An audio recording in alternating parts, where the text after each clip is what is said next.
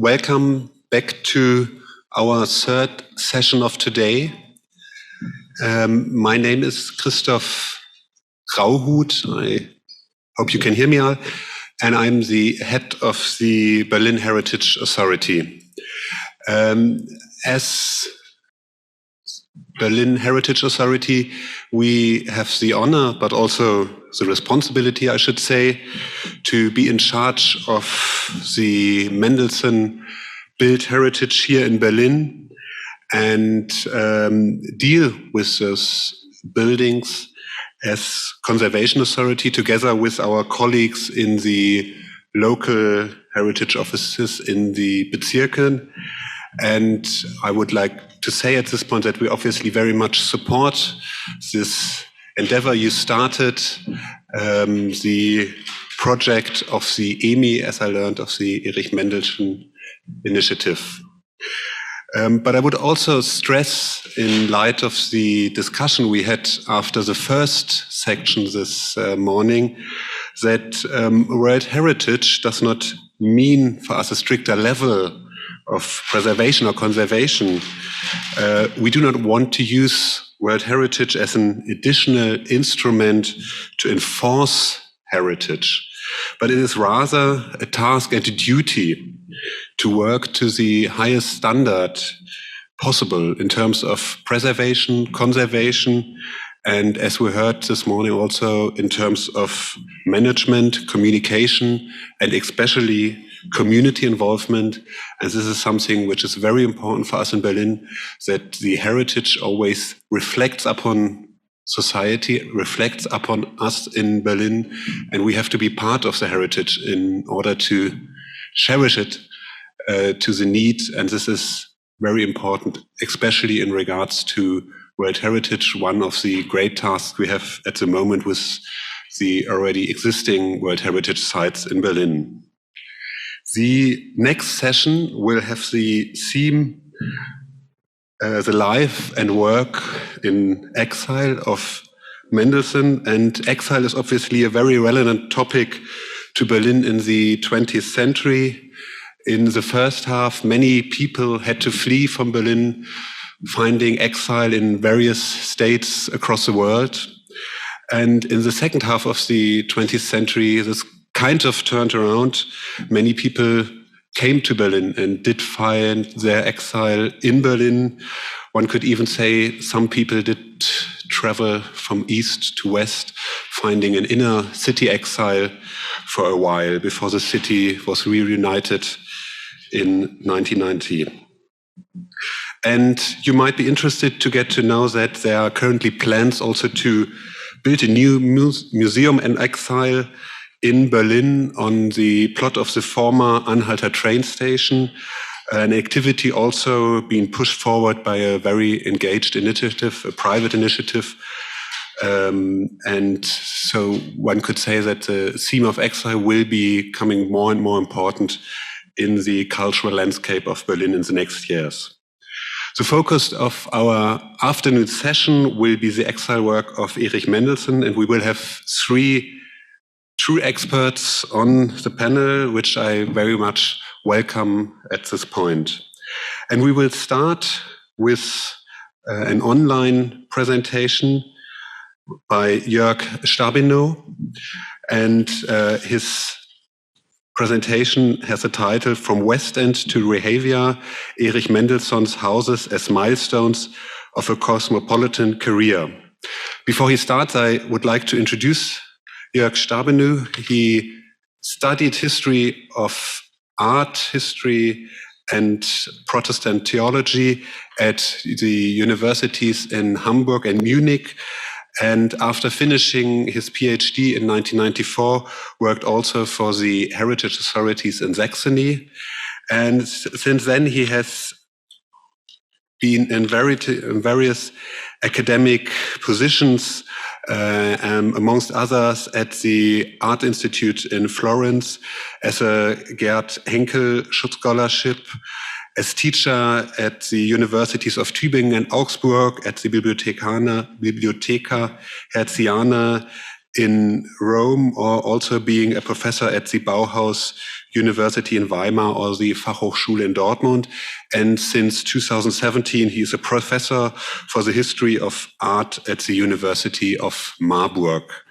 He has published very widely, and I just point out one very relevant publication for today, which is The Transfer of Modernity, Architectural Modernism in Palestine, 1923 to 1948, edited together with Ronny Schüler.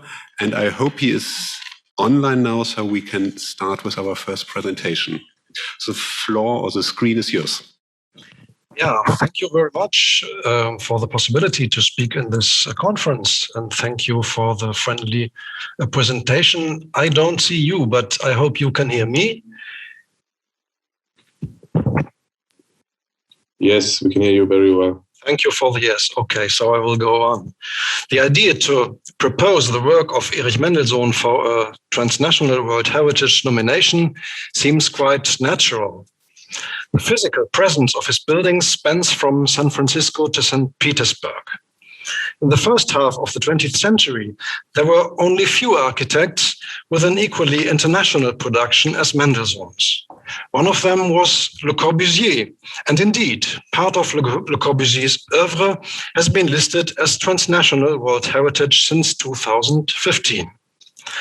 The case of Le Corbusier leads to the question if a Mendelsohn nomination would be just another serial property commemorating the practice of a famous modern architect, or would there be anything more special about it? In other words, are there distinctive traits that differentiate the internationality of Erich Mendelsohn from, for instance, the international activity of Le Corbusier? It is true that during the 1920s, in terms of international success, Mendelsohn was second only to Le Corbusier. But in Mendelsohn's case, internationality means more than just a successful transboundary activity. For him, the term involves also his personal experience as an émigré architect, which has a strong impact also on his architectural practice. In this sense, the wording of the call for papers to this conference, which asked for contributions exploring the cosmopolitan approach of Erich Mendelsohn, seems very appropriate. The buildings in which Mendelsohn's cosmopolitan experience manifests itself most clearly are the houses where he lived with his family, his wife Louise and their daughter Esther. In my paper, I would like to investigate into the architect's residential history, exemplified in its two most significant stages by Mendelsohn's house Am Rubenhorn in Berlin's Westend and by the windmill in Rahavia he rented during his Jerusalem period. Before a closer inspection of these two buildings, it seems worthwhile to have a short look at the house where Mendelsohn spent the longest part of his Berlin period, the years from 1919 to 1930. The boarding house Pension Müller in Kastanienallee 32, designed in 1908 by the architect August Endel. In this building, the Mendelsohns rented initially one, later three rooms adjacent to one another on the first floor. So this was not a real flat, but a guest house with a room service and probably also the possibility to have prepared meals. The house is a freestanding structure oriented transversely to the street with its main facade looking south. It has 3 stories, including a sunken ground floor, and carries a projecting hipped roof with gabled dormers. The exterior is articulated by slender brick lizines. The rest of the surface is rendered. Architecturally, it is a sober design with elements of contemporary regionalism in line with progressive residential building of the day. Individualizing traits are the zigzagging movement of the dormers or the characteristic struts underpinning the roof overhang on the rear facade, which you see on the left. The 3 rooms occupied by the Mendelsohn family are clearly discernible on the ground plan of the first floor. The biggest room that lies on the short side of the building giving on the street was used as a music and living room. Actually, in the ground plan on the left, it's at the bottom. Towards the garden, it was accompanied by 2 spacious loggias. The second room, likewise facing the garden, was that of Mendelssohn's daughter Esther. The third space served as bedroom.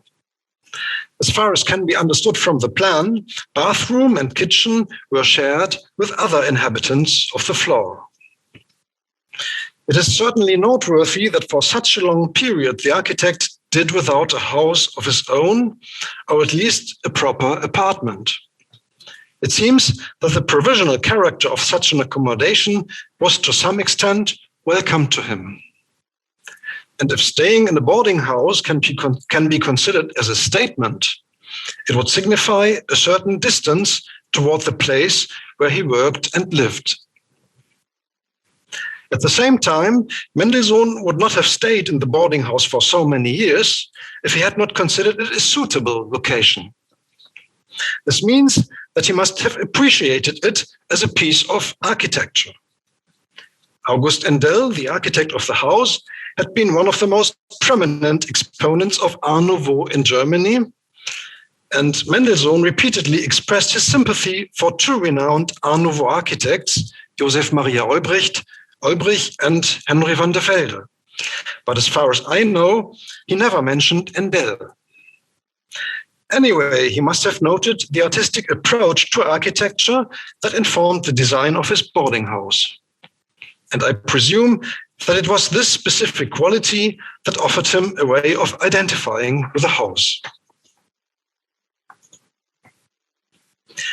In sharp contrast with the provisional character of his former residence, in 1928, Mendelssohn undertook the realization of a single-family house of his own on his own account. As completed in 1930, the house is perhaps the most iconic of all residences architects built for themselves in Germany during the first half of the 20th century. To amplify the impact of the house, in 1932, Mendelssohn published his book Neues Haus, Neue Welt, which included a detailed photographic presentation of the property and was accompanied by a text specifically written for that purpose by the French painter Amédée aux Enfants. Mendelssohn's house is situated in Berlin's Westend area, not far from the former boarding house, on a narrow strip of land descending towards the shore of River Havel. The cubic, flat-roofed, rendered building is oriented transversely towards the plot, dividing the front lawn from the landscape garden at the back. The 2-story house comprises, on the ground floor, a large entrance hall, a dining room, and a music room. On the upper floor, the architect's studio, a guest room, and 2 rooms for his wife and his daughter. In the captions of his publication, Mendelssohn compares the private area of the upper floor to a small hotel. The reference to his previous residence is here quite obvious.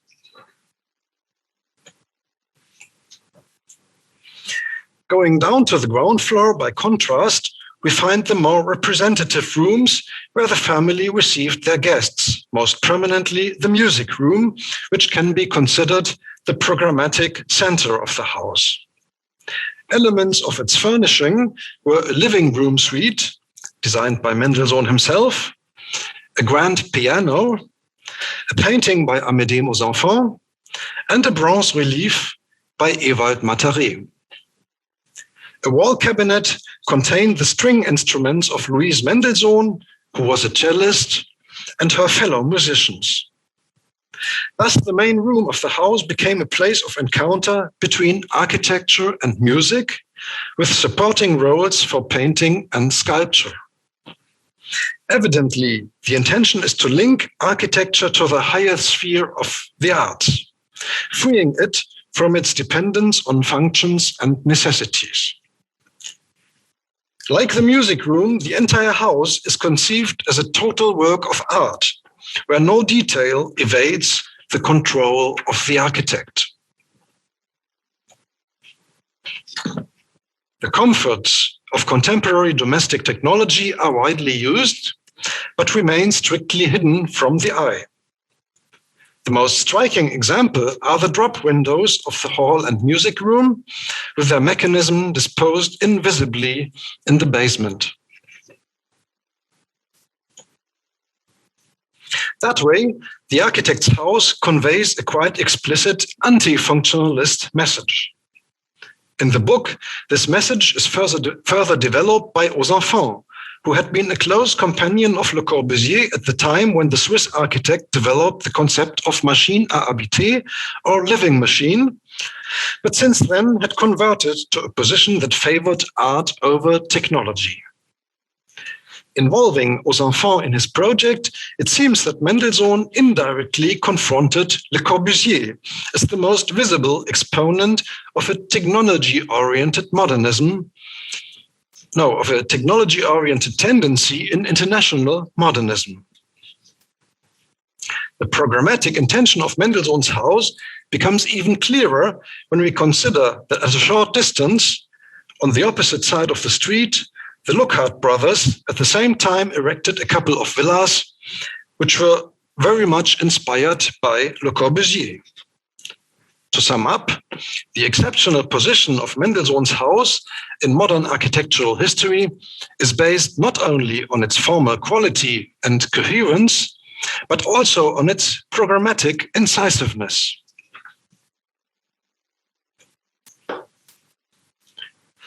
The Mendelsohns were to live in their new house for not more than 3 years. In March 1933, as we have already heard, 3 months after the Nazis came to power, they decided to emigrate, first to Amsterdam, then to London. From there, Erich Mendelsohn expanded his field of work to Palestine, and as early as 1935, he was able to take up residence in Jerusalem. His new domicile was quite unusual. He rented a former windmill as his office and family home in the western suburb of Rahavia. I was able to obtain only fragmentary information about the history of the mill. It is said to have been commissioned in the 1850s by the Greek Orthodox Church in order to supply Christian pilgrims with bread. We may assume, however, that the building was erected by local Arab builders. Louise Mendelsohn in her memoirs spoke of an Arab mill. Partially built of rough-hewn quarry stone, the mill rises above a square substructure that housed Mendelsohn's office. At the next highest level, a transverse rectangular structure is placed in front of the octagonal conical body of the mill itself, which had lost its windmill sails at the time. Located in domed rooms on the structure in front were the kitchen and bathroom. The mill housed, one above the other, the living area, sleeping area, and Mendelsohn's studio at the top. How can the choice of such an extraordinary dwelling place be interpreted? Certainly, the windmill was a place with a considerable staging potential. The object of the staging seems to be the person of the architect. If Mendelsohn's house in Berlin could be understood as an assertive statement on the art of architecture, the windmill stages the architect himself, who is presented as the inhabitant of a kind of ivory tower. The top level is reserved for the master of the house. Here, the architect receives his inspirations, which are then converted into buildable plans by the staff in the ground floor office. It is hard to imagine a more effective way of representing the architect's role as an artist. At the same time, the tower may have served as a means of distancing himself from the contemporary architecture of his Jewish fellow immigrants that was increasingly oriented towards international modernism. By choosing the mill, declared to be Arabic, Mendelsohn seems instead to be opting for a dialogue with the traditions of the country. With this in mind, it was quite logical that he used the flat domes of the mill, one of the distinguishing features of the regional architecture, in his own designs as well. In this perspective, the windmill stands also for Mendelsohn's architectural project, which aimed at a synthesis between Western modernism and a region shaped by the Orient. Now, we might ask if Mendelsohn, by choosing to live in the windmill, also reveals anything about his condition as immigrant. Certainly, for him and his family, the windmill must have served as a strong anchor, which gave stability to their residence in the country and symbolized their sense of belonging, also in accordance with Mendelssohn's Zionist convictions. The strength of their identification with the building is revealed, for instance, by its use as a motif on a Christmas card, here represented with sails, which were actually not in place. And we've already seen another design, another representation of the windmill before.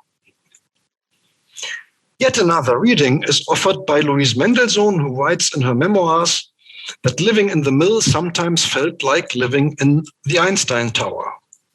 Following this suggestion, the Jerusalem home becomes the medium of an autobiographical back reference, reminding of Mendelssohn's early work.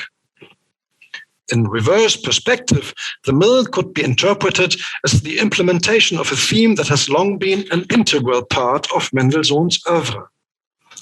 In the new location, Mendelssohn refers precisely to what he can already recognize as being inherently his own.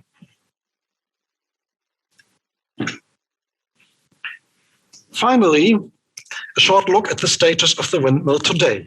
In the 1980s, the structure was incorporated in a small shopping center. Thereby, the substructure has been considerably extended, while the upper levels and the windmill itself externally remain unchanged. The extensions were executed in a mimetic technique using the same stone and quality of workmanship. I don't know if and to what extent the interior still conserves the original structure. Neither do I know if the internal distribution of the mill has been preserved. A characteristic reframing has been implemented by the restitution of the windmill sails.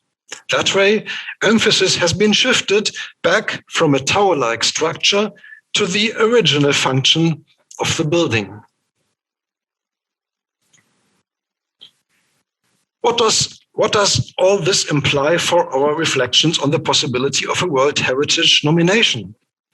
I am sure that the Rupenhorn Villa would be a prominent component of any proposal, as it can be considered a programmatic core of Mendelssohn's Berlin period. But how can we cope with a windmill? Is it conceivable to consider it part of a World Heritage proposal? At first sight, the idea might seem eccentric, since we are not dealing with a product from Mendelssohn's drawing board, but with an adopted building. Even so, I would like to make the case for having a second look. Which could be the meanings of this property within a nomination proposal? Primarily, the windmill would stand for the issue of migration, to which it testifies and which it embodies. A variety of aspects connected to this issue would be addressed. The appropriation of a new place, the involvement with its culture and traditions, the definition of what is one's own in relation to a new homeland, the expression of distance and belonging. All these items are closely related to Mendelssohn's architectural biography and should be reflected in the nomination. More specifically, the property exemplifies Mendelssohn's approach to the issue of internationality in modern architecture. In his work for Palestine, Mendelsohn aims at a regional foundation of international modernism. In this perspective, the windmill represents his search for a relationship between architecture and place. As opposed to these considerations, I would not argue that the windmill might be involved in a proposal on behalf of a purely biographical significance. The pure fact that a famous person spent part of his lifetime in this building, of course, wouldn't qualify it for being included. Instead, the importance of the site is based on its meaningfulness as to the work and thinking of the architect. In this sense, I believe it would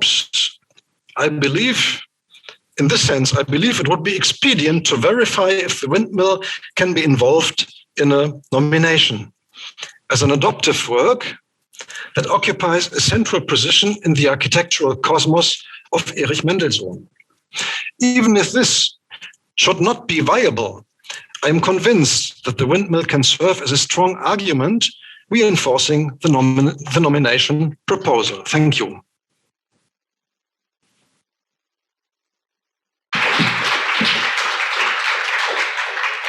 Thank you for your presentation, and I hope you heard the audience clapping.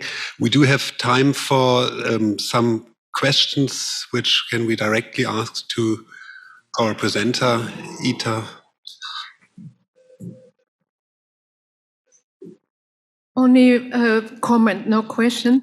Thanks for your paper. You asked if this is still original, the tower. So I can say that a few years ago it was the top floor under the cupola where Mendelssohn's study was, only space for a gramophone and a working table, is still intact. It's used as a storeroom for the restaurant that is downstairs. And also the floor in between is storeroom-like, but it's still there. I mean, not the furniture, of course. Oh, that's good news. Thank you.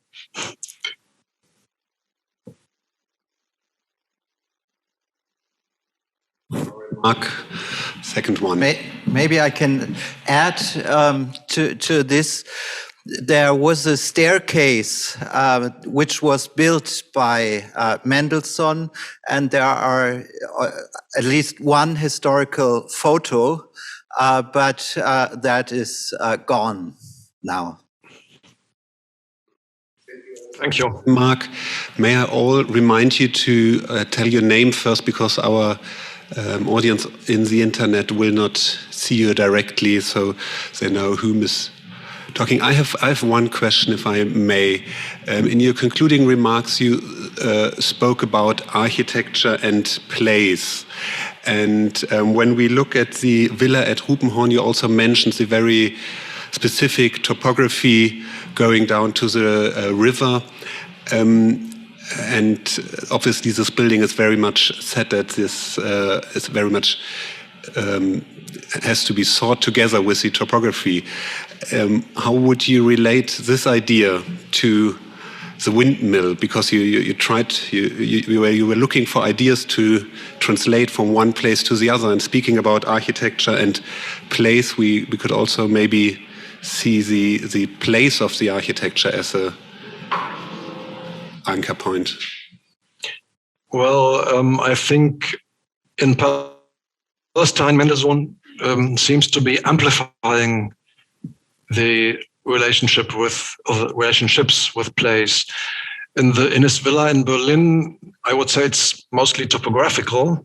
It's a relation to the modulation of the ground.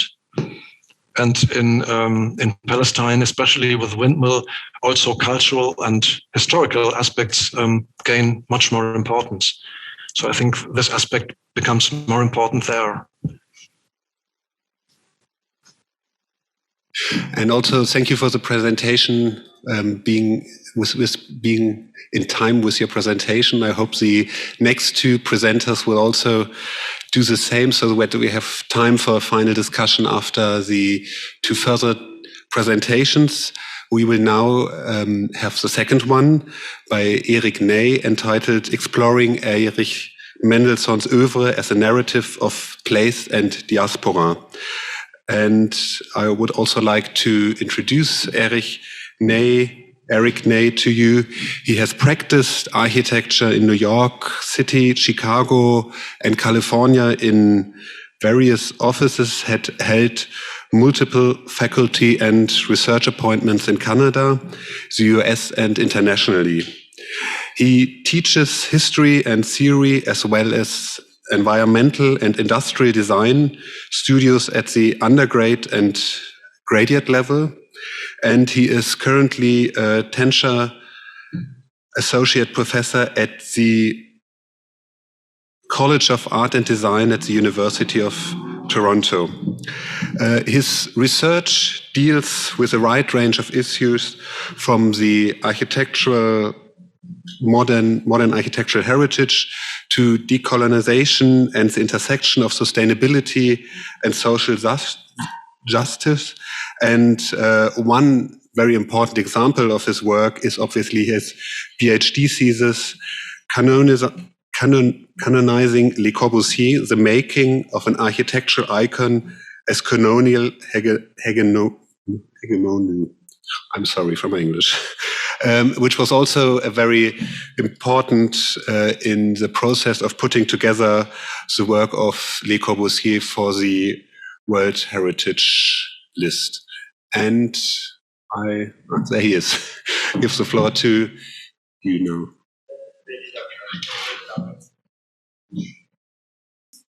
So thank you for the generous introduction, and thank you for inviting me here. This is a wonderful event, and I'm very excited to be here. And I have to say, as my slide indicates, I've set to give some thanks to the University of Toronto, Ontario Institute of Studies for Education, which funded some of the Corbusier work, and my own school, the OCAD University in Toronto, which funded part of this, and I'll talk a little bit about that as I go. And the title's already been introduced. It's confusing, all these screens. And so my title is Exploring Erich Mendelsohn's Oeuvre as a Narrative of Place and Diaspora. And we've already covered, many of these things, and I'm very privileged. I've quoted a few of you in the room too, so that'll be awkward and strange, but that's good. And I wanted to talk a little bit about my approach. And in my introduction, which was very thorough, one of the things that wasn't said because I didn't say it, many of you are art historians. I'm a practicing architect, and my PhD is actually in sociology. So I wanted to speak about that a little bit because that gives me a little different point of view in how to approach framing our knowledge of Mendelssohn. So I'll start with a quote, and this is stolen from probably someone in this room as well. These are things that we would all agree with. Erich Mendelsohn ranks along Mies van der Rohe as one of the trailblazing pioneers of modern architecture in the 20th century. His clear vernacular had a decisive impact on the architects of the Bauhaus. After the Nazis came to power, Mendelssohn, a Jew from Allenstein region in East Prussia, now Poland, and resident in Berlin, was forced to immigrate to the United States via Holland, England, and Palestine, stories that we all know. Erich Mendelsohn left his architectural mark in 7 countries on 3 continents. In this room, that makes sense. And I'll throw in, this is a borderline of an academic joke. I don't want to begin with a joke, but prior to coming here on the 15th of March, I had dinner with my teaching assistant, who's a very smart PhD candidate at the University of Toronto, and whose current work is, he's working on the Japanese metabolists of the 50s and 60s, very bright young man. And he asked me what I was doing, and I informed him, and he said, quote unquote, Erich Mendelsohn, wasn't he that guy that did that tower in Germany? So that got me thinking, how we frame our knowledge of Mendelssohn is going to be a very important thing, particularly in arguing this case for UNESCO. And I'll talk about it in some more detail. One of the reasons why I'm happy to be here is I spent some time writing a dissertation immediately following Corbusier's UNESCO listing, which was a critique largely of the process. So I'll, to keep myself organized, I'll list what I intend to do, and hopefully I achieve these goals. So if we look at how we're shaping Mendelssohn's World Heritage case, some key factors. They include UNESCO and Outstanding Universal Value, which all of you in this room know. Le Corbusier's 2016 UNESCO World Heritage listing is a precedent, which has been a theme that's come up again and again, which I think is important and unavoidable in both positive and negative ways. Modernity's relationship to world heritage, of course, and Mendelssohn's absence within the modern canon, which has been another thing that has come up, and I've heard the word canon a few times as well. Reconsidering Mendelssohn's identity, particularly his Jewishness, which I think is important and part of my thesis that I'll get to, and concerns for representation and inclusivity within the UNESCO process, how OUV is transforming, and arguing for the particularity of Mendelssohn's case, which is, I think, why we're all here and the big topic of what we're exploring. Pardon me. So I won't read the entire thing to you, but a few points I do want to read so I don't leave anything out. I've got 3 key points in my presentation and my argument structure that I'm presenting. Number 1, Erich Mendelsohn's contributions to the field of architecture have seen many repercussions that exist far beyond the limitations of seeing his work in isolation or in individual artifacts and evidence of genius, drawing back to a former UNESCO language. Framing his work as an oeuvre that tells Mendelssohn's particular story as well as the story of the spread and transformation of Bauhaus modernism and its methods, ideologies, and aesthetics as a repercussion of the German Jewish diaspora following the Holocaust is an important methodology useful in reframing his influence. There's the social science part, I think. Key point 2. Inasmuch, Mendelssohn's Jewishness is neither incidental nor insignificant and should be a factor in his UNESCO World Heritage serial nomination. His figuration as a German Jewish diasporic architect in exile, and I'm happy to be grouped with others speaking about exile, should be factored into his nomination as well. It would be neglectful to simply take his work at face value and to consider him just another outstanding modern architect. The core argument for this framing is that as Mendelssohn adjusted to his own state of exile, his work did the same. By demonstrating his architectural evolution and sensitivity to place as a byproduct of a state of exile and his own relationship to place when seen in totality, his work both explored and foresaw new relationships into contexts that included giving shape to architectural identity of the State of Israel and other future movements such as postmodernity, critical regionalism, that were critical of the modern project, which I think is one of the essential values of Mendelssohn, is his criticality of the modern project, being outside, looking in, etc. Mendelssohn's lasting impact can be seen in the methods and tools he used in service of interpreting place and regional vernacular to deconstruct the foreclosing universality of the modern project. Erich Mendelsohn's life's journey and his life work combined describe a particular embodied narrative that needs to be situated contextually, transnationally, and historically to explore Erich Mendelsohn's outstanding universal value fully.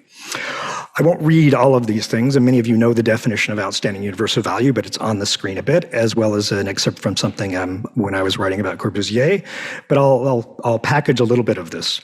My argument is also policy-based, hinging on the opening up and reframing of outstanding universal value to be more contextual, less centered on individual genius, and more open to representing multiple modernisms, which is a theme I've heard today as well, and previous unheard of and neglected voices, which I think is one of the more significant things about considering where Erich Mendelsohn is positioned as this conference is titled. So Le Corbusier's 2016 UNESCO listing is a very important precedent for all kinds of reasons. This particular analysis based on methods, archival research, personal observations, and interviews conducted in 2017, 2018, which were focused on Le Corbusier's serial World Heritage nomination. The short story of it is I interviewed UNESCO employees, former presidents, staff, etc. I interviewed people who had been on the committee. I know some of you in this room were involved in Le Corbusier's long decision, and I was able to gain access to ICOMOS's files in Paris for a week and go through all the conversations that were happening behind the scenes between ICOMOS and UNESCO, and uncovered all of it's anonymous, so I'm not able to say names and things like that. You can dig up, if you put Eric Ney, Le Corbusier, you can dig up the dissertation and read it if you want to, more detail. This is the official blurb that was listed when Corbusier's listing occurred.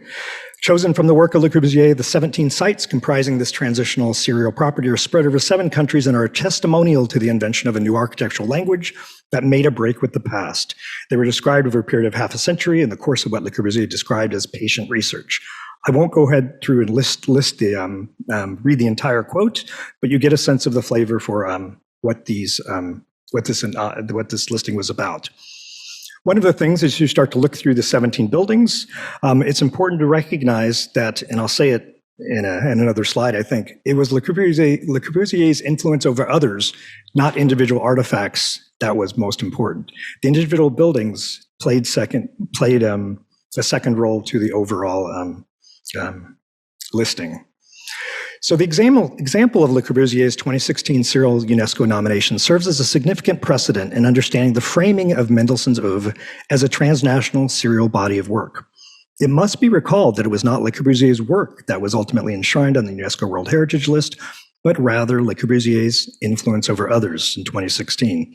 The desire to seek a similar nuanced nomination for Erich Mendelsohn, with specific attention paid to how his state of exile and the impacts of the German Jewish diaspora on him and his architecture must therefore be contributing factors in his nomination process, is my thesis. We had a discussion earlier in the morning when we were being given, I think the word tutorial came up, about how UNESCO nominations work. This is the listing. I won't read this to you. You can read it to you out loud. But essentially, criterion 1, 2, and 6 were chosen as the primary ones. And you can see the nominations themselves were broad, sweeping, and the series represents a new spirit that reflects a synthesis of architecture, painting, and sculpture. Very broad, highly nuanced nomination. And his precedence, too, as an architect, can be felt in very material ways.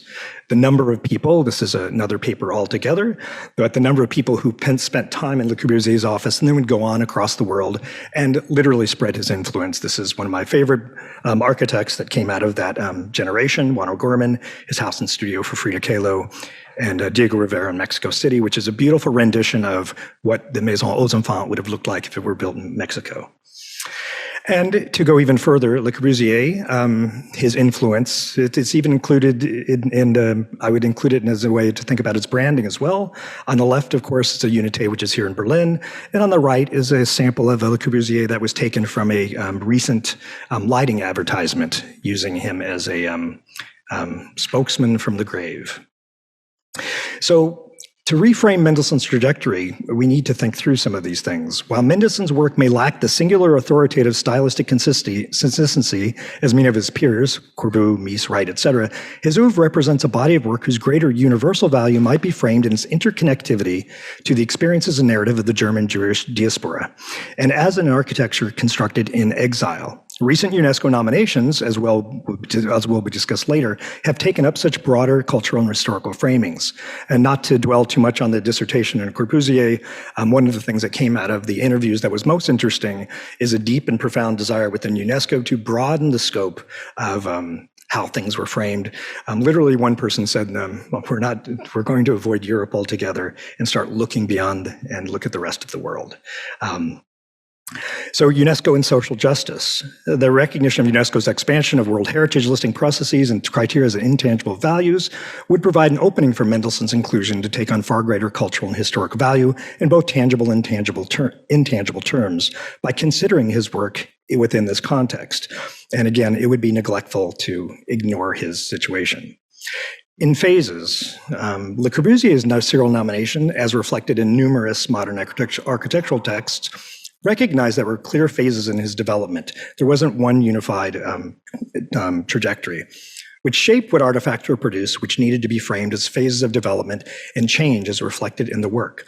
The inconsistency of Le Corbusier's work, early, middle, and late phases, was positively seen as reflecting Elsie's technological, stylistic, and global evolution as he spread beyond Europe and eventually to India, which would be the most complicated part of his and what would hold up the listing for more than 10 years. Mendelssohn can be seen in the same kind of phase, early, middle, late, all following the same trajectory. Mendelssohn's absence. To this day, scholarly research has tended to neglect Mendelssohn as a contributing figure in the evolution and maturity of modern architecture. We know Bruno Zevi's foundational study and Arnold Wittig and Wolf and Eckhart and others, but only a handful of dissertations and master's theses and a few articles, barring many of you in the room, doesn't have the same level of production. The chilly reception towards Mendelssohn's contributions have been not appropriate to his stature. And here's a quote. Historians have tended to ignore the relationship of Mendelssohn's designs to their environment, particularly for projects conceived before 1933, the year he left Germany. Writers have found ample material of interest relating to Mendelssohn's clientele, the commercial nature of his work, his Zionism, or his relationship with other architects throughout the world. In addition, and not surprisingly, writing about Mendelssohn continues to only emphasize the importance of the architect's early sketches for imaginary projects conceived in the last years of the First World War, which ties back to my PhD students' situation. And just to put it in context, I always use this with my students to help them understand the role of figuration in the modern architecture. William Curtis's famous book, I always joke, every fifth chapter is a chapter on Le Corbusier. It's the world of Le Corbusier, and we check into other places in the world. Mendelssohn does not have that. As an aside, the funding, the grant, I received a small grant when I was doing this project to employ an undergraduate student, and I had her do a very simple task. I was just curious, and I had the luxury of having some funding for her, and have her go out and look at current dissertations and master's theses. Who's writing about Mendelssohn? And then I asked her to do a little discourse analysis, as we do in sociology, and tell me, what are they writing about Mendelssohn? Like, what has her generation discovered? And these are some of the conclusions. I have an appendix at the end with some of the listings. The contemporary issues that showed up in some of these titles were things like diasporic consciousness, transculturality, architecture and community, Holocaust and memory, transformation of Jewish culture, challenging challenges to modernity. I think these are important ways that we can start to see how a reframing is important. So back to reframing. How modernity would be placed within the historiography of UNESCO World Heritage and its very particular criteria would require a radical reframing of numerous basic notions, such as the need for exceptionality. To define exceptionality and seek out truly exceptional architects as a strategy would require re-evaluating modern ideologies such as universality and surrender seeing the genius within the individual work of art as a framework. And Mendelssohn fits this quite well. And we've already heard, and I'm quite familiar as a North American with his work in the States. So UNESCO representation and inclusivity. A broader critique of UNESCO World Heritage processes and policies, which came from my work with Corbusier, can be seen from a social justice perspective and can be seen through looking at the work of others. However, for today, a rejuvenated World Heritage listing methodology is taking shape and now extends beyond the limits of continental Europe and notions of empire, while actively embracing alternative conceptual ontologies to critique how outstanding universal value is assessed in ways that is producing tangible results and populating nomination lists with new kinds of World Heritage artifacts, such as this. Asmara, Modernist African City. I don't know if you know this nomination, but this essentially shifted the discourse from mainland Europe to starting to relook at Africa, relook at issues like post-coloniality and things that we haven't confronted actively yet. So this is a very productive way to start to think about things. And I think this is a more useful sort of precedent for thinking through Mendelssohn than Corbusier, to be quite honest. Mendelssohn's Jewish identity should also be factored into it, and we've had discussions today about how that works well. And I'm messing up names. Professor Nitzan Shiftan, who was here earlier, writes brilliantly about Mendelssohn and Zionism, and I will quote her even in this presentation. So Mendelssohn saw this as an opportunity to restore community and create unity. He perceived his task as a creative and architectural style that could represent the zeitgeist of Judaism. Mendelssohn's Judaism was a guiding force throughout his career that remained as he immigrated to the United States, taking part in a remodel of the idioms and ideologies embedded in modern architecture that foresaw movements that would include critical regionalism, Frampton, postmodernity, and even neo-rationalism, which Philip Johnson coined just prior to his death. He extended his thinking through the notions of place that are still shaping important conversations. there's plenty of contradictory things written about what is a Jewish architecture, and we've started to have that discussion previously.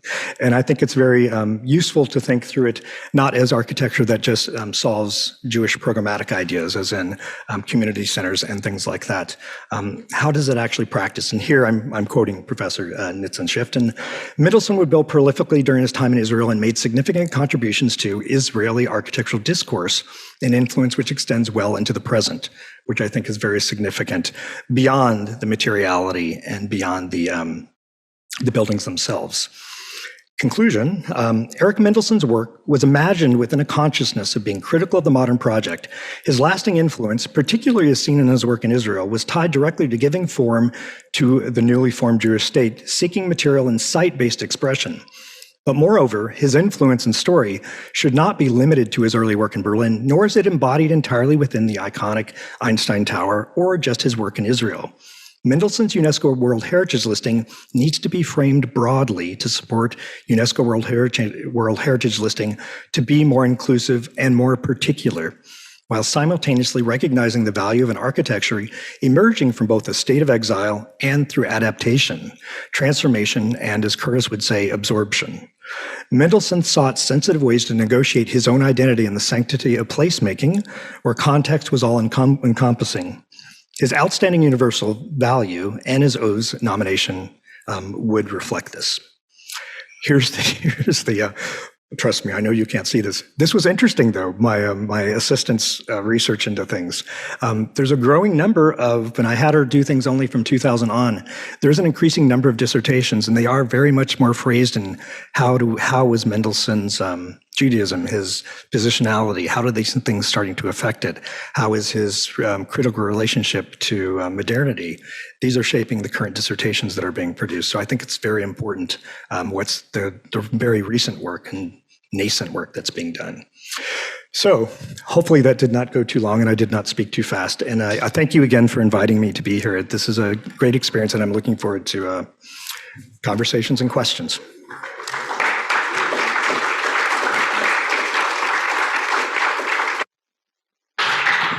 Thank you for the presentation, 20 minutes on time, and a very ambitious try to combine the world of UNESCO with the world of Mendelssohn and maybe not looking at Le Corbusier by doing that, is the very brief summary. Are there direct questions to this presentation in the audience or maybe also online? You mentioned the growing number of PhDs and the growing interest of maybe on Mendelssohn. Is there a reason you can name for that, especially maybe in regards to the younger generation? Well, I think as someone who currently teaches now, the interest in identity, positionality, social justice, all of these things are starting to shape a lot of how work is being viewed. And I think students and architects too, hopefully, are critical of the modern project. And I think Mendelssohn was critical of the modern project from day one. I think I skimmed through some things, but there's some lovely quotes about how, context was everything. This would be, and so that would be my broad general idea that students are looking at things from a very different lens, anti-canonical lens, which I think is quite productive and, will produce scholars and architectures that are much more varied than what we've been accustomed to, hopefully. Jörg Hasper. Thank you very much. We feel always obliged to compare this initiative for the work of Erich Mendelsohn and our ambitions for World Heritage nominations to Le Corbusier. And I ask myself, and now I ask you, why should we? Because I think it's not our aim to nominate and to inscribe the oeuvre of Mendelssohn, but to think about the narratives and the specific elements and features which are comparable, but which are also distinctive and different from other modern World Heritage Sites and nominations. So maybe you can give us a recommend. I saw there was one presentation or one slide with bullet points, 6, 8 or so on. Maybe we can discuss this, or you can give a recommendation. Should we compare it to Le Corbusier, or shouldn't we rely on the specific quality and the specific reaction of Mendelsohn, who did not transport? It's not a kind of export architecture. It is reacting to the situation where he was and where he lived and where he worked, and that is totally incomparable to many other similar cases. Well, that beautifully articulated question. I use the word, it's interesting. Moving from being an architect and doing a PhD with people who are architects was quite a challenge, to look at architecture in different ways. And I like there are words that sociology carries with them that we can borrow. And I think about the word particularity. So I think looking at Mendelssohn as a very particular case is very important. And I think it's inevitable to compare it to Le Corbusier, but I think it's very productive not to in many ways. I mean, Le Corbusier's broad contribution at the end of the day was universal modernism and a mode and method of working that could spread throughout the world. That was non-specific. I didn't talk to, and you can look up online the very longer paper in Corbusier, but much of the discussion was reorientating and disorienting the individual object as a precious thing, getting rid of genius, getting rid of the single object. No house was precious. It was just sort of it was a process. And as I was reading through that, it became, of course, discussed through post-coloniality and all these other kind of contemporary lenses, it becomes highly problematic. This is not a good thing. I think Mendelssohn does the exact opposite. It's a new context every time he goes somewhere. He does not import the Bauhaus. He does not do what Mies did. He certainly doesn't do what Gropius does. And he does it with intense sensitivity.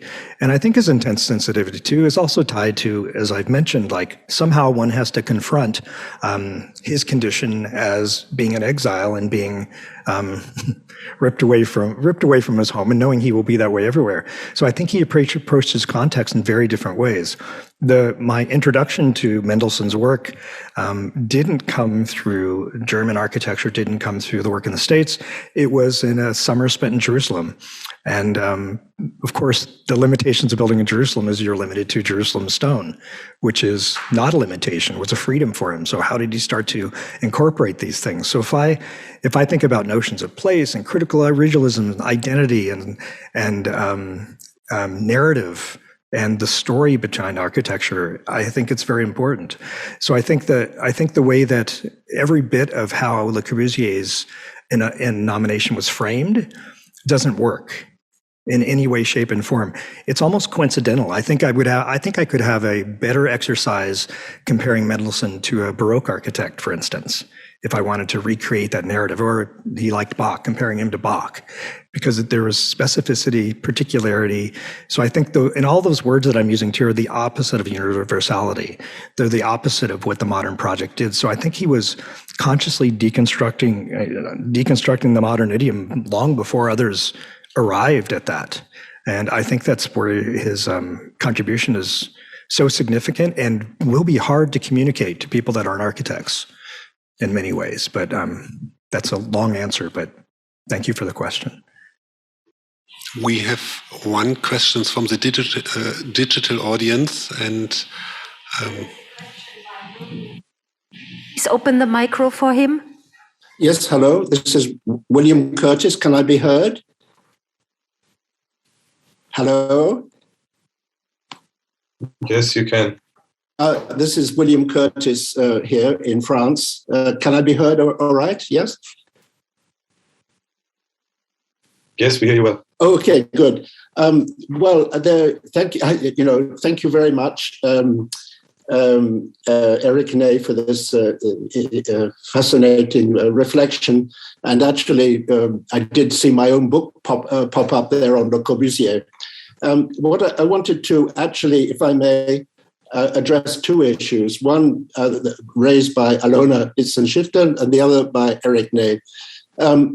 First of all, Alona, I was actually one of the speakers in 1994 and delivered a strong critique of what was going on in the form of a lecture which was called Universal and Local, and was the reflection on all the ways in which I felt that Mendelsohn, who I'd been astonished by from earlier visits in Israel, was very different in terms of his response to the conditions of the Levant, his vision of the past and the future, his reaction to Arab architecture, to climate, region, and so forth.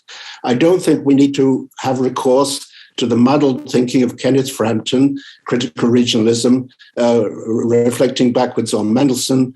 Mendelssohn is much more to the point than much later reframings of those questions. I would say actually that when we look at the 1930s altogether, and this is where I shifted a little bit towards Erich's introduction to the question, we actually are experiencing the modification of some of the primary statements and principles of the modernists of the 20s, adjusting to different conditions, whether it's Finland in the case of Aalto, whether it's even Turkey in the case of Eldem, whether it's Piccionis or others, even Japan, even Brazil. So in a way, I think that personally, when I did the third edition of Modern Architecture since 1900, which was published in 96, it tried to integrate all those reflections and insights I'd had in my various visits to Israel. And so I really would say that he's not so absent somehow, if this book represents anything. I don't like the idea of being thought of as a canon of any kind. On the contrary, I was involved in trying to always reflect upon the limitations of earlier canons. That goes also for the works of the 20s, because in a chapter written 45 years ago, The International Style, the Individual Talent, and the Myth of Functionalism, I tried to situate Mendelssohn in a way that really distinguished him from many of the, let's say, standard myths of the international style. The international style is a fiction that was put together at a certain moment, which betrayed modern architecture, trivialized the work of figures like Corbusier, who was profoundly involved with the past. And I think it's much more relevant to place a figure like Mendelssohn in relation to those who had a deep sense of tradition, which includes Mies, which includes Corbusier. There's a classical element also in Mendelssohn, which is not sufficiently discussed. His relation to Schinkel and to Palladio. There's, let's say, the substructures of tradition, which were profoundly understood by the modern masters, including Aalto. So I would situate his, let's say, position not just in relation to, standard past myths of modernity, but to a much more complex picture of what modern architecture was about in that period. So in that sense, I think that this is an opportunity to reframe the historiography. I tried to do this already, 25 years ago, and I'm going to go on trying to do it. But I do appreciate very much these two interventions and many of the others, by the way. But I feel that it's important not to just repeat the standard mythologies of modernism. They don't count anymore. They're not of interest. It's precisely the uniqueness of Mendelssohn, and not just that, I would say the uniqueness of some works more than others. He's an uneven architect, like most architects. There's profundity in some cases, there's cliché in others. Mendelsohn has been part of my life since I was 20 years old and discovered Bexhill Pavilion as an undergraduate. I lived opposite the Cohen House in Chelsea. He's part of my life. But I think that at a certain point, we've got to get back to the buildings. There have been some excellent interventions. Can I ask you to find an ending and phrase your question, since we also have another discussion before we go into the final presentation? I'm sorry to interrupt, but since we have another presenter, I will lead the next discussion. So maybe you have a small concluding question. Well, no, actually, I don't. It's an open question, and thank you very much for admitting me to the discussion. But the question would be, we can also have you for the final panel. Yes, that's fine. We'll leave it at that. Thank you very much. It's a great honor to have you comment on things. I've been teaching your book for 20 years, so wow, thank you. And I'm honored. I would like to proceed now and have our final presentation, and we have time for a final round of discussion with all the speakers, with everyone here and on the internet. Thank you again for your presentation, and we will have our last presentation for today, but it will be certainly again another very important contribution to our conference. And the speaker will be Heintze-Greenberg, speaking on Erich Mendelsohn and architecture and exile. And I probably do not have to introduce Heintze-Greenberg to the Mendelsohn community, but I will do so you all can all recall her long endeavor with Mendelsohn for a moment. She is an architectural historian and professor emerita of the Swiss Institute of Technology, ETH, in Zurich, where she was assigned to the Institute of Theory and History of Architecture, also known as GTA, from 2012 to 2019. She earned her doctorate from the University of Bonn with a thesis of Erich Mendelssohn's building in Palestine. Subsequently, she held research and teaching positions at various institutions, including the Faculty of Architecture and Planning at the Technion in Haifa from 1948 to 1998, the Bezalel Academy in Jerusalem, the University of Augsburg, the Delft University of Technology, and the Technical University of Munich. Her numerous publications concentrate on the 19th and 20th century architecture with a focus on nation building, identity construction, migration studies, and obviously the work of Erich Mendelsohn. So we are very much looking forward to your presentation, and the floor is yours. Okay. Thank you very much for the introduction. Thanks everybody who organized this wonderful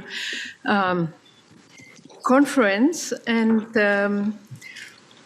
I'm very happy that we bring Mendelssohn into a new era somehow. Now, I would love to go. Yeah. The escape suitcase is an utensil of strained life situations. It's an enclosed shelter, almost an architectural device for the migrant's personal belongings.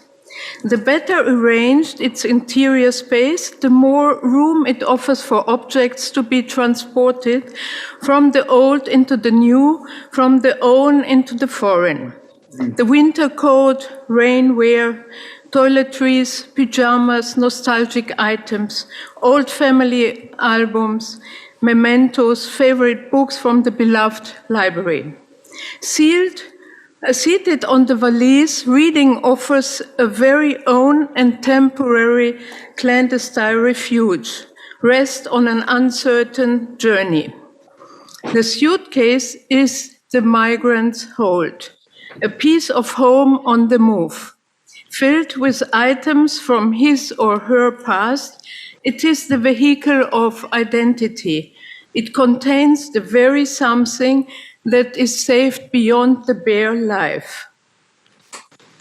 What Louise and Erich Mendelsohn packed into the suitcases with which they left Germany on the night train to Amsterdam on March 31st, 1933, has not been handed down.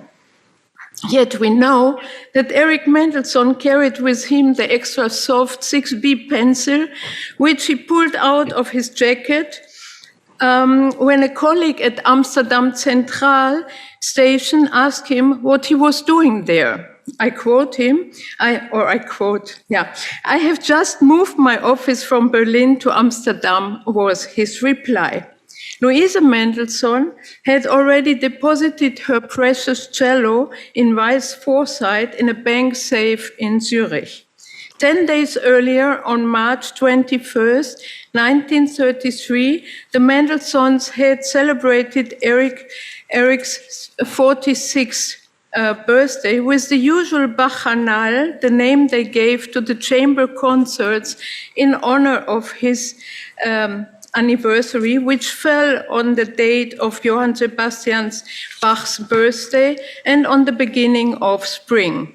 Friends would arrive early afternoon, and in changing line-up, the Brandenburg concertos, the sonatas, and partitas for solo violin, the cello suites were played. Interrupted only by a light dinner and drinks, music was played until the early morning hours. At this last Bacchanal, 89 years ago, the cheerful, uplifting mood of the previous years did not want to set in. Outside in Potsdam, another celebration was taking place at the same time. Reichspräsident von Hindenburg and Reich Chancellor Hitler met in the Garrison Church. Their symbolic handshake of reconciliation strengthens Hitler's myth as the people's chancellor. Less than 2 weeks earlier, on April the 1st, less than 2 weeks later, on April 1st, the so-called defensive boycott against Jewish citizens took place. Louise and Erich Mendelsohn left Germany the evening before, forever. He who builds his own house wishes to stay, a phrase that is often quoted today at the inauguration of new Jewish building projects. Mendelssohn's own house stood at the end of his successful, or almost at the end of his successful career in Germany as its crowning achievement. Yet he harbored profound distrust of Germany as a safe place to live.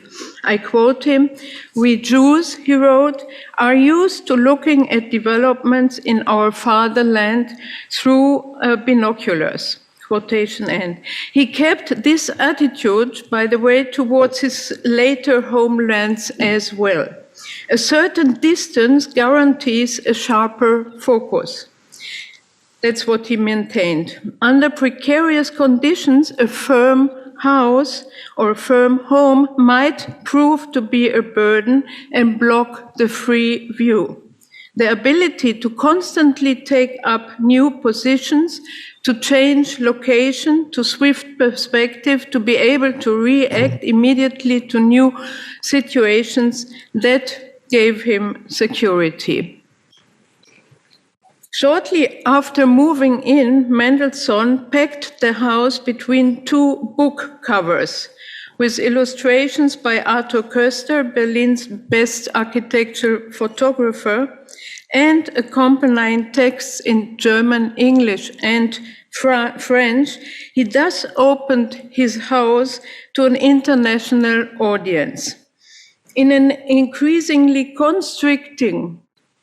constricted anti-Semitic environment, the publication became a documentation for the culture of a Jewish elite that would soon cease to exist in Germany and German-occupied Europe.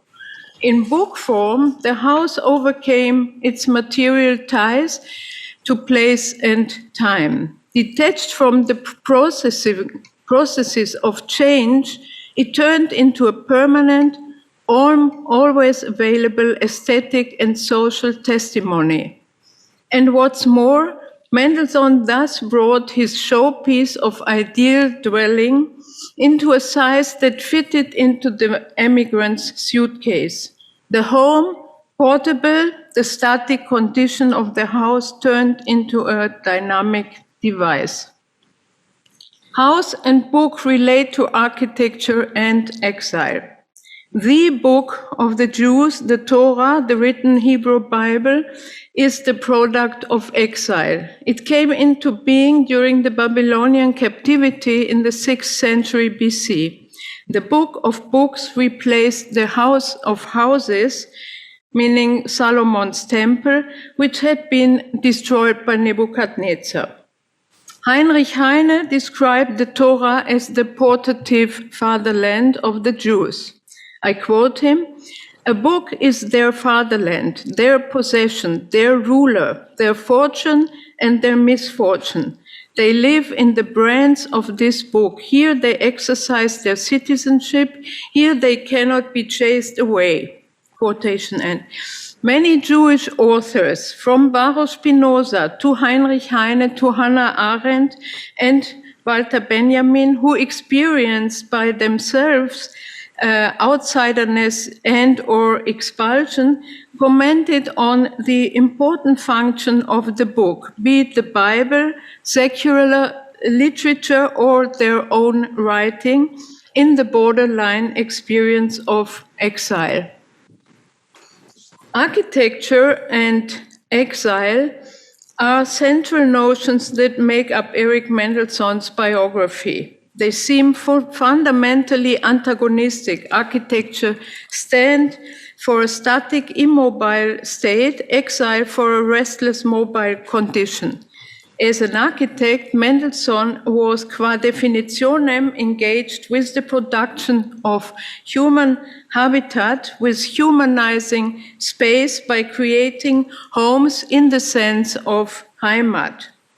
In contrast, Mendelsohn's life was marked by exclusion and departure, by multiple migrations, by the frequent loss of his own home.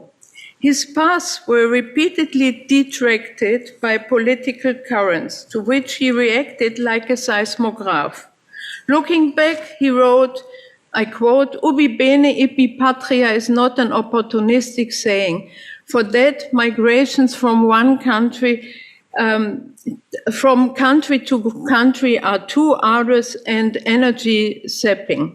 But it is the only solution for a man who loves freedom when confronted with the pestilence of tyranny.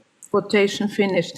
Towards the end of his life, Mendelssohn may have seen his curriculum vitae as a cliché of the eternally wandering Jew, Germany, England, Palestine, America, 4 countries on on 3 different continents and 3 different nationalities in the course of 66 years. Although the term exile seems clear in its meaning as enforced displacement, yet it turns to be rather ambivalent and, depending on the viewpoint, subjected to different, sometimes controversial application. From the perspective of today's German historiography and cultural studies, the émigrés' places of habitat outside Germany after their forced exodus are categorically determined as exile.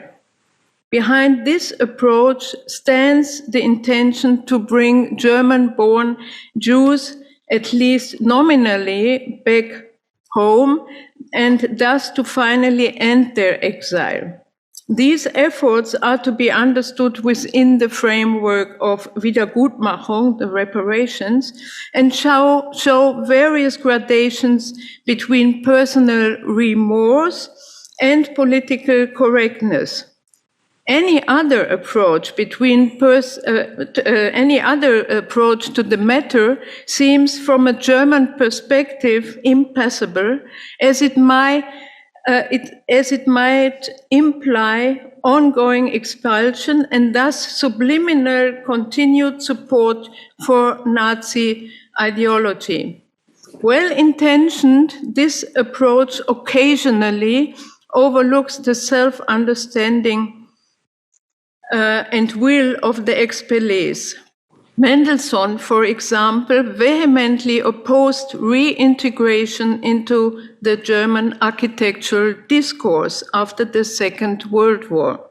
However, shortly before his death, he accepted a proposal by his old friend, the art historian Oskar Bayer, for a retrospective in Berlin, which was eventually opened 16 years later in 1968 at the Akademie der Künste by Julius Posner in the presence of Mendelssohn's widow.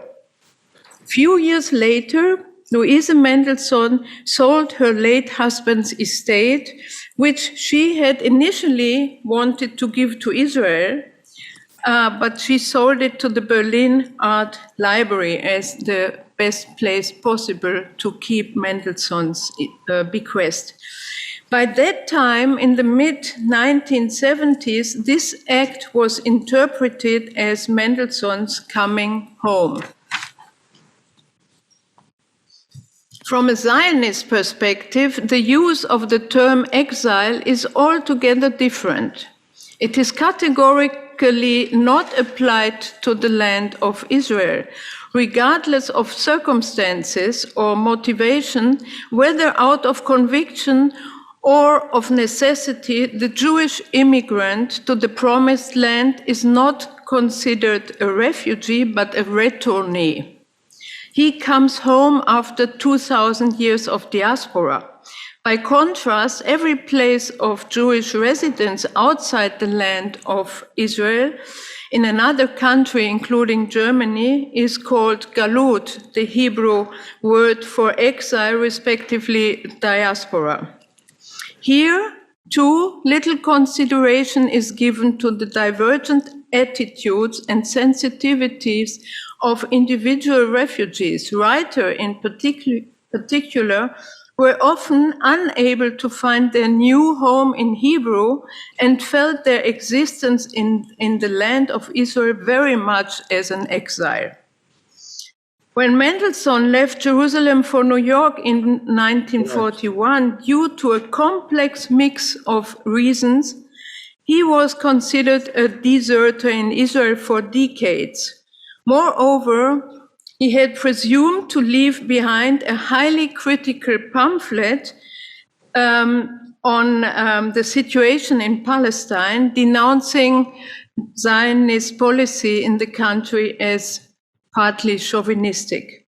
However, Mendelssohn's reception in Israel has fundamentally changed in the last 3 decades towards a much more balanced and critical approach. The perspective of German Jewish immigrants to America was described by Hannah Arendt in her famous essay, We Refugees. She observed their common rejection of the term exile for their status and instead the pretense of voluntary immigration.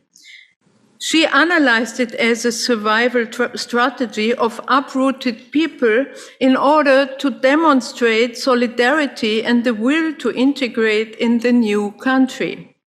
The attempt to build a permanent home in a new place must reject the term exile because this term resonates with the hope of returning. For all we know, the Mendelssohns largely fit into the picture drawn by Hannah Arendt.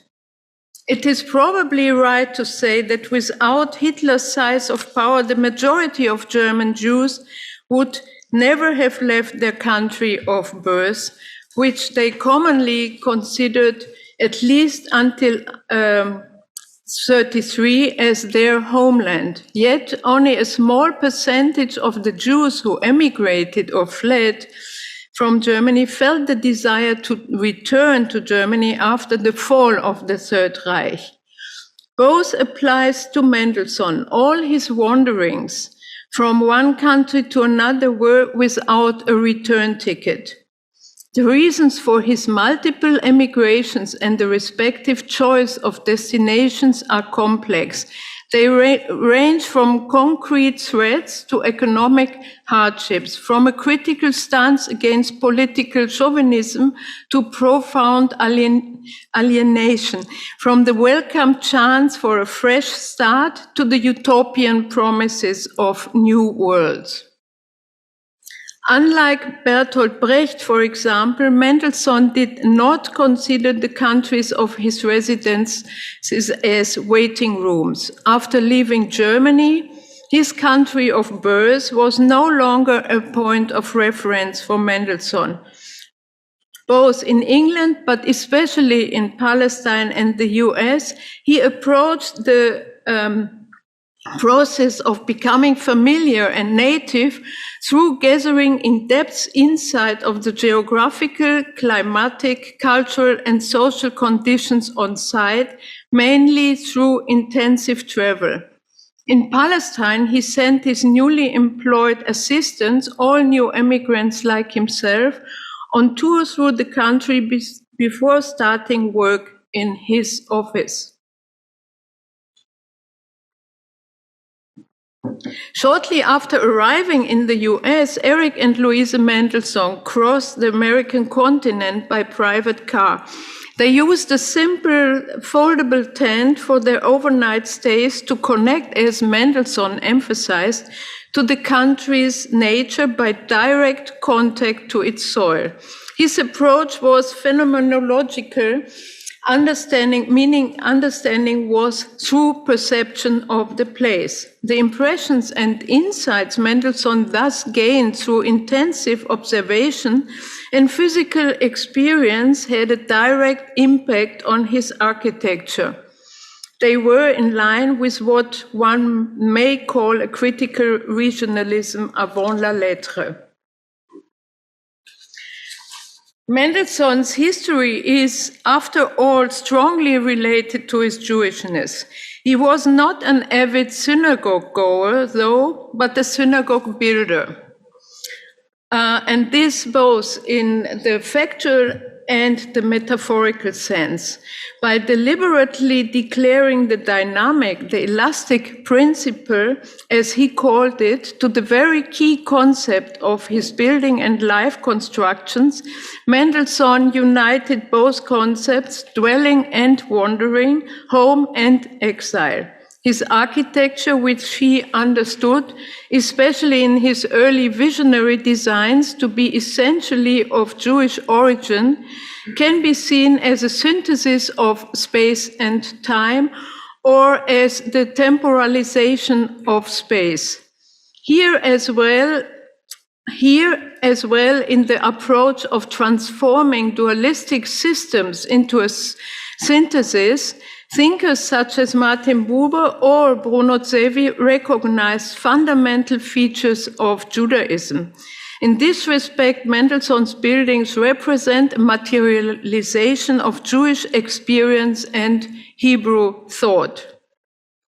Bruno Zevi, who published extensively on Mendelssohn since 1954 and edited his Opera Completa in 1971, has repeatedly referred to Mendelssohn's deep rooting in the Jewish diasporic relationship with time. For the Roman architectural historian, Mendelssohn was the revolutionary of modernism par excellence, whose only dogma was change and motion. In his functional dynamic architecture, Zevi saw the materialization of Hebrew thought, the core of which he considered to be the temporalization of space. Zevi summarized his multiple references towards the topic in a published lecture of 1974 under the title Ebraismo e concezione spazio-temporale dell'arte. Hebraism and the concept of space-time in art. A second thinker who referred to the space-time concept in Judaism, yet from a very different perspective, was Martin Buber, who was an early important influence on Mendelssohn. The young architect, and we heard this already in Alona's lecture, read and commented on Buber's 3 speeches on Judaism while at the Eastern Front of World War I. In Buber's interpretation of Judaism, which declared the creative act rather than the passive phase imperative, Mendelsohn found his self-understanding as a Jew and as an artist. Buber, whose major works focused on the philosophy of dialogue, saw the architect's task in humanizing space. He regarded the experience of the cosmos' endlessness, which reflects God's infinity, as essentially unbearable to mankind, as he said, cruel and awesome. In order to cope with the world in which man has been placed, he must create his own limited space. By doing so, man overrides the terrifying endlessness of God's space with his own creations. Quotation, in order to give it a spirit of friendliness, quotation end. In contrast to the other arts, Buber conceived architecture also as an invasion of space itself, which can only be experienced by passing through it, meaning by the user's and the spectator's own movement. The both in which Mendelsohn often placed his sketched buildings may be understood as this kind of humanization of space. In the Buberian sense, it is an indication of an almost religious integration into the divine cosmos, which Mendelsohn met with respectful humility. Cover your head so that the blessing of God may rest upon you, says the Talmud. Throughout his life, Mendelsohn remained a wanderer between the worlds. Ultimately, he preferred this state to a fixed existence. If one were to place him somewhere at home, the ship on the high seas, an image closely associated with emigration, provides an anchor. The sea, to which he wrote numerous hymns, was his elements, his realm. The eternally flowing principle of the wave symbolizes the dynamics of his architecture as well as the restlessness of his life. In his last will and testament, he decreed that his ashes would be given to the sea. Thank you very much.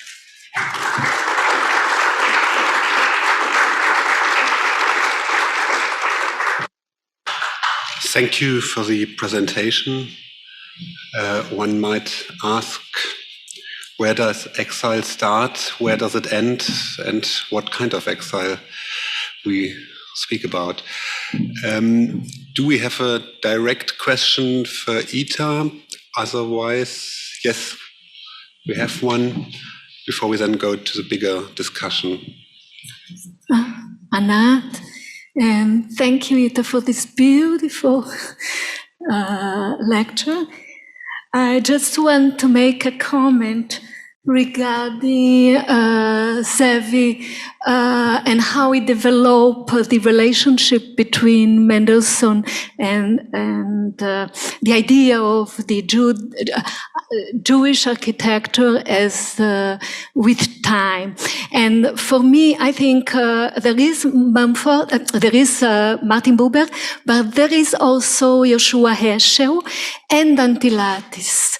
Heschel, when he related Judaism, the religion, with time, and then Dantilatis that speaks about the daily action to transcend to God. I think this is important.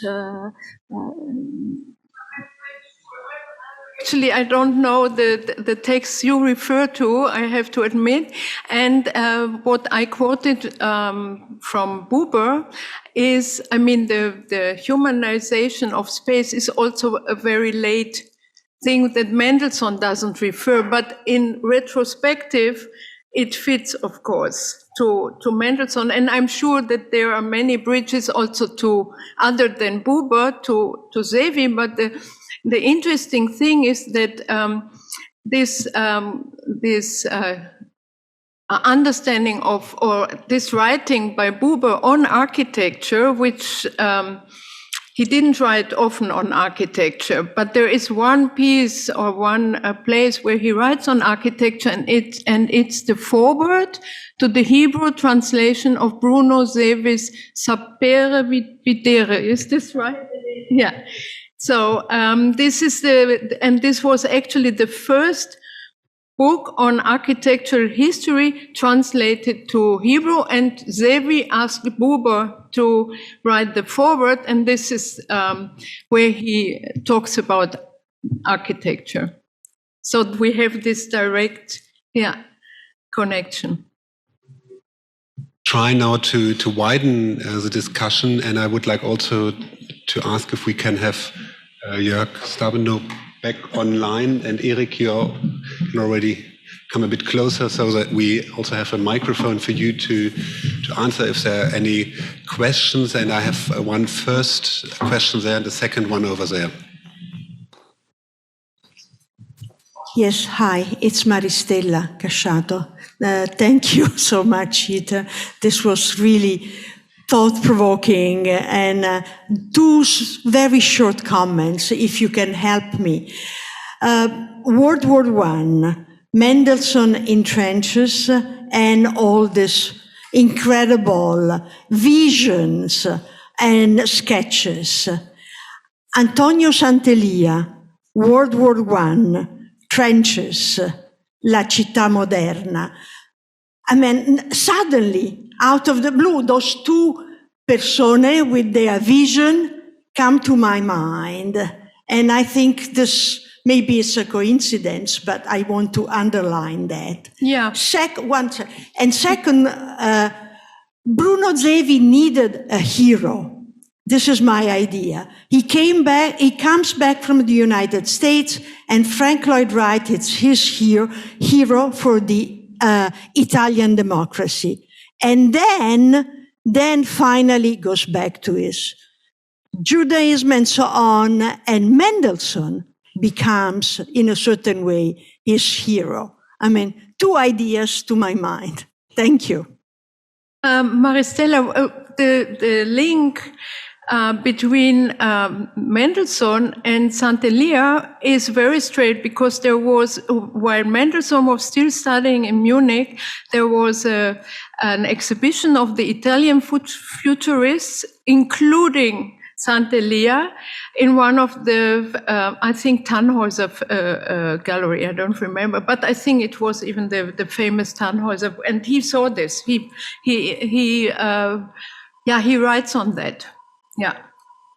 Shortly, and he doesn't mention Santelia, but we know that he was there. Yeah. And the second one, yeah, I'm sure that, but he starts, I mean, here Louise comes again into the picture. Bruno Zevi starts writing about Mendelssohn after his death, 1 year afterwards. And I think there was a very strong bond also between Louise Mendelssohn and Bruno Zevi. I'm not talking about romantic, but there was. They really respected each other very strongly, and they worked together very well. So up to the opera completa, which was we were happy that there were all the sketches that Louise afterwards gave to the Berlin Art Library were published already there, so that Regina and me and also Kathleen James could know what is there, because there was no catalog at the art library, and there was sometimes even it was difficult to enter, and you should have known what you want to see. So we knew only through Zevi, and this happened before Louise sold the, yeah.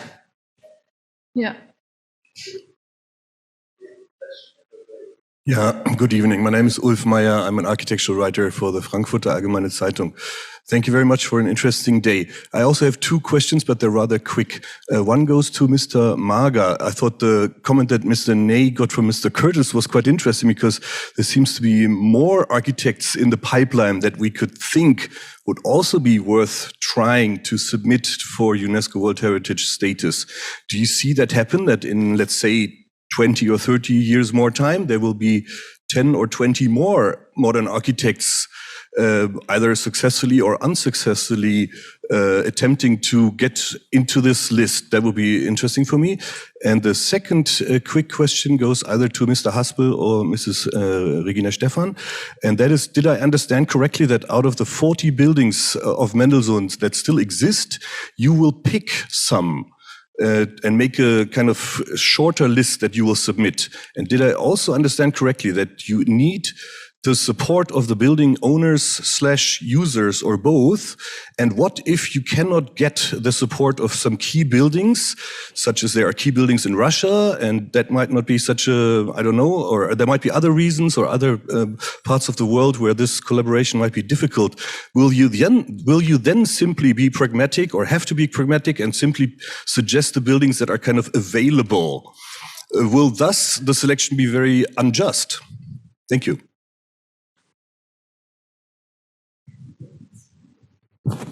Are you prepared to answer one of the three? Preservationists and conservationists are always pragmatic. Yeah, maybe thank you for the question. I don't want to steal the speaking time of the presenters. Very shortly, I cannot answer this from a World Heritage perspective or so, and I think there are too many dynamics involved, so it's very difficult to give a perspective or an idea from now on. From an academic perspective, I rather see it vice versa.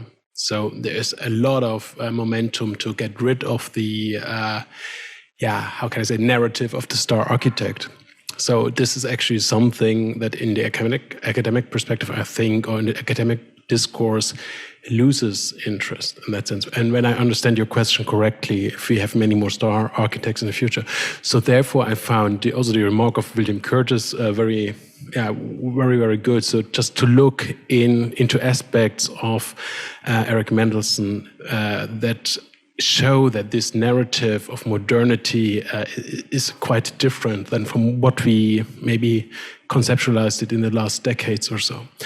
And also this is what I also said in my words of welcome. It's not just Erich Mendelsohn as this brilliant one man standing there making genius architecture.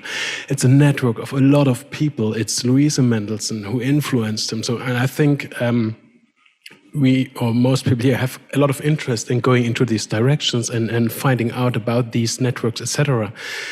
But the words of Brigitte Ringbeck this morning were a little bit, how can I say, like disappointing or so. Yeah, it's the World Heritage is about these buildings and nothing else. And architecture is not just buildings; it's so much more. And this is also something that should keep us thinking about this concept of World Heritage as it stands now. Thank you. Orbs, can we have the microphone here over, and then Brigitte Ringbeck, and then we also have online contribution. Just a short answer to the second question about whether a site has to be neglected in case the owner doesn't consent.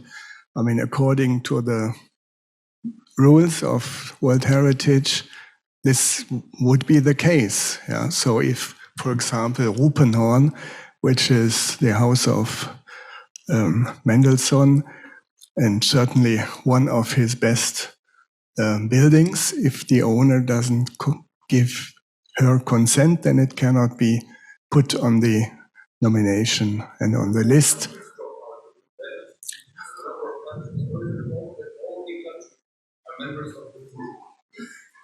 Well, a transnational nomination is a nomination done by a group of countries, and there's one lead country which will put it on, which will drive the exercise, but it's a group. But there's a lead country, and the inscription goes onto the list of this leading country. Yeah.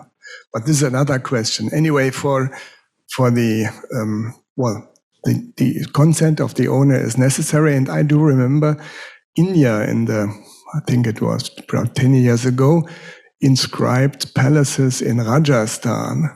And there was one of the most beautiful ones, still owned by a Maharaja. He didn't give his consent. So India had to put it out of the nomination file. That's it. Yeah.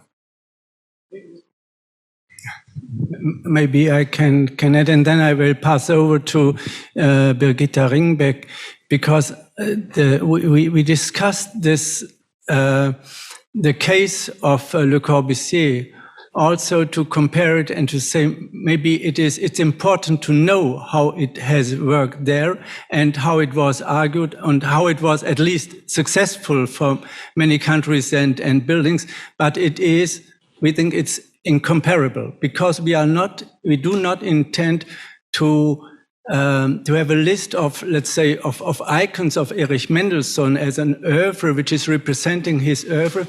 We have to think about the narrative and about the specific contribution of Erich Mendelsohn for World Heritage architecture of 20th century. And we did not yet have concluded, or we have not finalized this discussion. We have only started it now. And of course, we have, for example, Gropius is represented on the World Heritage List with Alfeld, as well as with Bauhaus, as well as with the Berlin Modern Housing Estates.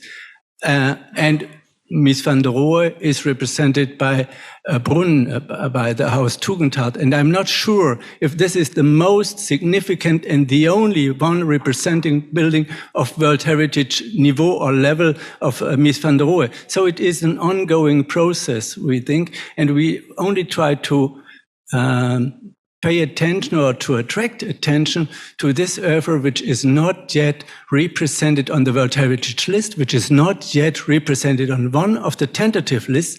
And we think we should think, why is it so? And can we alter or should we alter it? And how could it be, how can be owners and proprietors as well as state parties, how can they become convinced that it is worth for them and for the heritage of humanity to introduce it and to discuss it? So we are only at the beginning of the process, and I do not want to say everything is open, but it's an open process. And you mentioned the question, can you imagine that in 20 or 40 years, there are more World Heritage sites?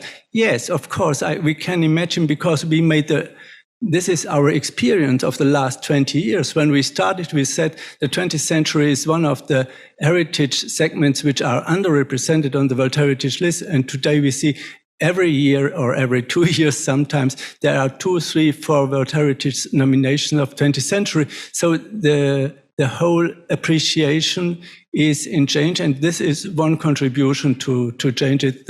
Therefore, we feel committed to initiate this idea. So maybe I can give it to Birgitta Ringbeck, because she is well experienced in this whole area, and she contributed this morning already. Yeah, thank you very much. Just a few words. The World Heritage Convention is international law. And that means this law is implemented in the state parties by the governments and by the national laws. And that is a huge difference to programs like the Memory of the World program. That is just a program, and you can discuss it, you can convert it, and you can, for instance, the applications for Memory of the World are going not through the official channel. That means even association can submit a nomination dossier for Memory of the World. And that is a difference to the World Heritage Convention. A convention is international law, and the state parties of the conventions, like the World Heritage Convention or the Intangible Heritage Convention, or cultural diversity, that is other convention of UNESCO. The obligations of the convention have to follow, the state parties to the convention have to fulfill the obligations of the convention. And we are discussing since years, would it be possible to change some articles of the convention? If we would do that, the General Assembly of the World Heritage Convention, then the ratification process of each and every state parties starts just by zero. So they have to ratify. If the convention will be changed in some article, the state parties have to ratify the convention again, and that is a huge process. Therefore, I think we have to look to the legal implications of a convention in comparison to a program. That is a huge difference. Therefore, I would not disappoint all your ideas, and I think the intangible values which we have to discuss today, you have to use them to justify the outstanding universal value. But the buildings, they have to express an outstanding universal value. That means if, for instance, the new nation building in Palestine, you have to make clear how the buildings in Palestine from Mendelsohn, how they express these ideas and which values and attributes express the ideas and as part of the outstanding universal value. That is the problems, but you can solve it. So therefore I do not like to disappoint anyone. We are already starting the final discussion of tomorrow, so we maybe have a chance also to go back to our session. And I have two online participants, and the first one will be Ulrich Knufwinkel, who should be online now and able to ask a question. Yes, do you hear me? Do you hear me now? Yes, they do. Okay, I want to give a remark. As far as I know, also the Alva Aalto Foundation tries to get Aalto's work and all of the work on the list of UNESCO heritage. And of course, Germany is also a country with, I think, 4 places of Aalto buildings. So it's not the first and not the last initiative to have the oeuvre of one architect on the cultural heritage list. And I think it's a good idea to see these processes in parallel. Thank you. It's only a remark. Then we have Will Curtis again, if we can put him through. Let's try that. Can I be heard? Yes. Oh, yes. Okay. I'm sorry for going on with the mini lecture earlier. It's just absolute enthusiasm for your wonderful event and for Mendelsohn. It's really a marvelous thing to listen to this and to some of the really exquisite interventions. Ita has just left me almost in tears, I have to say. But I wanted to come back to a key word which has come up in this discussion just now, which is narrative. Because in a sense, the construction of the evaluation of the historical position, of the relevance or so forth of Mendelssohn's architecture is absolutely key to this application. And that seems to imply the work of historians, but in a sense also those of critics, because we're to do with evaluation. And this brings me back to Maristella's observations about Zevi. I happened, curiously enough, to be a member of the Wolf Prize jury in '91 with him, and we got into an extremely intense debate about Mendelssohn. And of course, as Maristella said, for Zevi, he, like Frank Lloyd Wright, he incorporated the notion of a democratic, liberal, open-minded, inventive, non-academic, non-traditional architect. And I said, well, yes, but what about the works in Palestine? I mean, can't you see that he was very involved in the Arab tradition? Non è pertinente, non è pertinente. So, I mean, we're dealing here with the construction of stories. We're all doing this as historians, and hopefully with evidence, to situate a figure, to establish them. And this goes between the generalities of text and the particularities of national situations. Le Corbusier, a figure with whom I've been extremely involved, the Indian situation of UNESCO is marvelous for protecting Chandigarh, where the authorities got into action locally. But the buildings in Ahmedabad remain totally vulnerable because the heritage laws in India are such that only buildings more than 100 years old are regarded by the society, by the legal frameworks of India, as being patrimony. So these are struggles which have many dimensions to them in terms of the protection of buildings. And I would say the same for the restoration of buildings. For example, Hadassah. Should Hadassah be cleaned up and restored to the original intention? This raises issues of authenticity and so on and so forth. But anyway, I just wanted to pass those ideas on and to say, congratulations to the organizers of this splendid event. I'm sorry I can't be there, but it's really been extremely stimulating. I'm looking forward to tomorrow. Thank you very much. Thank you for your remark and asking further questions, which we have to ask ourselves here in the podium.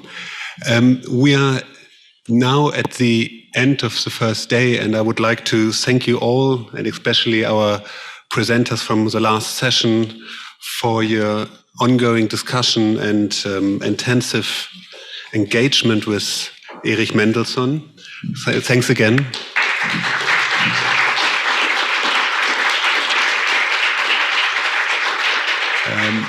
Those who are online will have the chance to join us again tomorrow at 10 o'clock for the next session.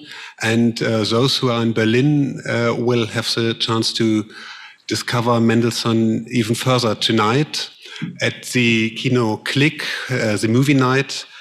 As said, we kindly ask you to be at the Kino Click at 7:30. It's about half an hour away from here by public transport. And you're also kindly asked to continue to have your wristband so that you do not have to be checked again on your Corona status. And if you signed up, you are invited to be here tomorrow at 9 for the tour of this marvelous building by the Chamber of Architects and Regine Stephan. And if there are not any further remarks I have to make to the wider public on organizational issues, it doesn't look like it. I would like to thank you all for being here today, and I wish us all a pleasant movie night.